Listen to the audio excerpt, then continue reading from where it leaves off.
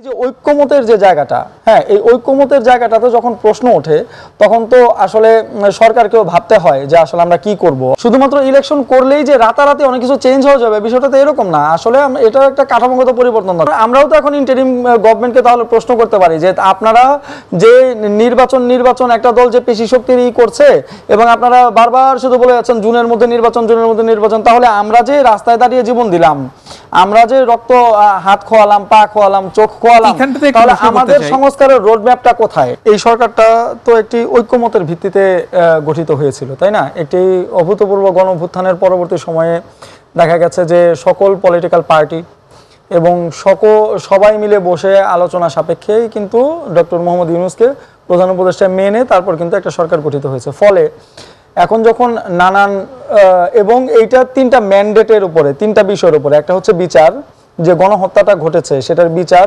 এবং দেশের সংস্কার, এবং এরপরে নির্বাচন। কিন্তু যখন নির্বাচনকে কেন্দ্র করে কিংবা নির্বাচনকে ইস্যুকে কেন্দ্র করে নানান রকম রাজনৈতিকভাবে মতভেদ দেখা যাচ্ছে, মত পার্থক্য দেখা যাচ্ছে, বিভিন্ন পেশি শক্তির প্রদর্শন দেখা যাচ্ছে, তখন কিন্তু আসলে দেশি বিদেশি বিভিন্ন জায়গায় কিন্তু এমন একটা ইমেজ তৈরি হচ্ছে যে আসলে এখন কি আর সেই গ্রহণযোগ্যতাটা আছে কিনা, অথবা নানা রকম প্রশ্ন তৈরি হচ্ছে, তাই না? ফলে এই যে ঐক্যমতের যে জায়গাটা, হ্যাঁ, এই ঐক্যমতের জায়গাটাতে যখন প্রশ্ন ওঠে তখন তো আসলে সরকারকেও ভাবতে হয় যে আসলে আমরা কি করব, অথবা সকলকে এক জায়গায় নিয়ে কিভাবে একটা কমন গ্রাউন্ডে আসা যায়। লাস্ট যে মিটিংটা হলো বিভিন্ন রাজনৈতিক দলের সাথে এই পদত্যাগের কথা ওঠার পরপরই, এইটাতে আপনি আসলে ঐক্যমতে আসার সম্ভাবনা কতটুকু দেখছেন? না, ঐক্যমতে তো আসতেই হবে, কারণ হচ্ছে যে প্রতিটা political party, not only this government, শুধুমাত্র এই সরকার না, প্রতিটা রাজনৈতিক দলই কিন্তু আসলে এই জনগণের কাছে কিন্তু দায়বদ্ধ। কারণ কি? কারণ তারা রাজনীতি করে জনগণের ম্যান্ডেট নিয়ে, রাজনীতি করে জনগণের নামে। সুতরাং জনগণের যে আকাঙ্ক্ষা, জনগণের যে চাওয়া, সেটাকে সর্বোচ্চ গুরুত্ব দিয়ে যদি কেউ রাজনীতি না করে তাহলে তো তারও ম্যান্ডেট থাকে না।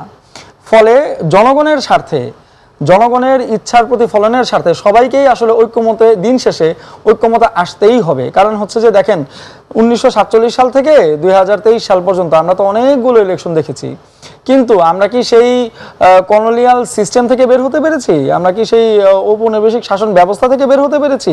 সেটা তো পারিনি। আমাদের শাসক বদল হয়েছে, কিন্তু শাসন পদ্ধতি এবং সেই অ্যাপ্রোচটাতে একই রয়ে গেছে।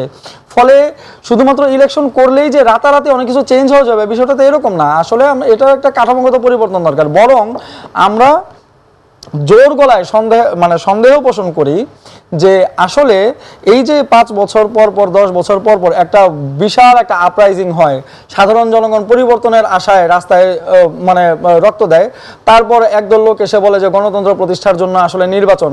তো নির্বাচনের পর তো আমরা শাসন ব্যবস্থার কোনো গুণগত পরিবর্তন দেখিনি। কিন্তু সবাই তো জনগণের কথা বলেই সবকিছু করে, যে যেটি করছে জনগণের কথার এটা তো আসলে জনগণকে বুঝতে হবে যে কে তার মাথায় কাঁঠাল ভেঙে খাচ্ছে। জনগণ বুঝবে কিভাবে? জনগণ বোঝে বলেই সে বারবার রাস্তায় নামে, এবং জনগণ আসলে কি চাচ্ছে এটিও আসলে মোটা দাগে বোঝার মাপকাঠিটা কি হতে পারে আপনার কাছে কি মনে হয়? জনগণ যেটা চাচ্ছে সেটা হচ্ছে যে, আপনারা দেখেন, আপনি নানান জায়গায় যান, নানান শ্রেণী পেশার মানুষের কাছে যান, তারা কিন্তু এই একটা কথাই বলবে যে তারা পরিবর্তন চায়। এখন পরিবর্তনটা কি চায়? তারা কি সরকারের পরিবর্তন চায়, অথবা চেয়ারে যে চরিত্রটা বসে আছে তারই পরিবর্তন চায়, নাকি তার যে অধিকারগুলো আছে সেগুলো প্রতিষ্ঠা করবে, জনগণের কথা বলবে এবং জনগণের অধিকারটা প্রতিষ্ঠা করবে, সেই রকম কাউকে চায়? বিএনপি নেতা শামসুজ্জামান দুদু তিনি একটি কথা বলেছেন যে ডিসেম্বরের মধ্যে যদি নির্বাচন না দেওয়া হয় তাহলে ডিসেম্বরে তারা ভোট দিয়ে দিবেন, এরকম একটি কথা মন্তব্য করেছেন।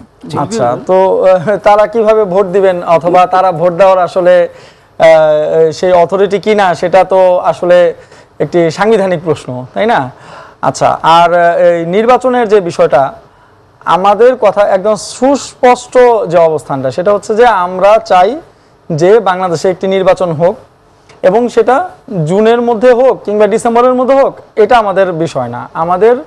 আমাদের চিন্তার যে জায়গাটা কিংবা আমাদের চাওয়ার যে জায়গাটা, সেটা হচ্ছে যে আপনি যখনই নির্বাচন দেন এর আগে অবশ্যই আপনাকে বিচার নিশ্চিত করতে হবে, এর আগে অবশ্যই আপনাকে প্রাতিষ্ঠানিক সংস্কারগুলো করতে হবে, যাতে একটি কাঠামোগত সংস্কারের মধ্য দিয়ে যে নির্বাচনটা করবেন, সেই নির্বাচনের পর সেই প্রতিষ্ঠানগুলো যাতে শক্ত ভূমিকা রাখতে পারে গণতন্ত্র টিকিয়ে রাখার ক্ষেত্রে। কিন্তু আপনার কাছে মানে যৌক্তিকভাবে জুনের মধ্যে কি এই বিচার কাজ আপনারা যেরকমটা চাচ্ছেন সেরকম সবাই যদি কোঅপারেট করে অবশ্যই সম্ভব, সবাই যদি কোঅপারেট করে তাহলে অবশ্যই সম্ভব। আর সবচেয়ে বড় কথা হচ্ছে যে জুলাই ঘোষণাপত্রের মধ্য দিয়ে এই যে এতগুলো মানুষ, প্রায় 1.5 লক্ষ মানুষ আহত হলেন, 2000-এর উপরে মানুষ শহীদ হলেন, হ্যাঁ, তো তাদের একটা যে রাষ্ট্রীয় স্বীকৃতির যে ব্যাপার, হ্যাঁ, তো আমরা তো এই দিকটা আমরাও তো এখন ইন্টারিম গভর্নমেন্টকে তাহলে প্রশ্ন করতে পারি যে আপনারা যে নির্বাচন একটা দল যে পেশি শক্তির করছে এবং আপনারা বারবার শুধু বলে যাচ্ছেন জুনের মধ্যে নির্বাচন, তাহলে আমরা যে রাস্তায় দাঁড়িয়ে জীবন দিলাম, আমরা যে রক্ত হাত খোয়ালাম, পা খোয়ালাম, চোখ খোয়ালাম, তাহলে আমাদের সংস্কারের রোডম্যাপটা কোথায়? সংস্কারের রোডম্যাপটা সুনির্দিষ্টভাবে সরকারের এখন পরিষ্কার করতে হবে। যে তিনি বলতেছেন যে সংক্ষিপ্ত সংস্কার চাইলে ডিসেম্বর, বেশি সংস্কার চাইলে হচ্ছে জুন।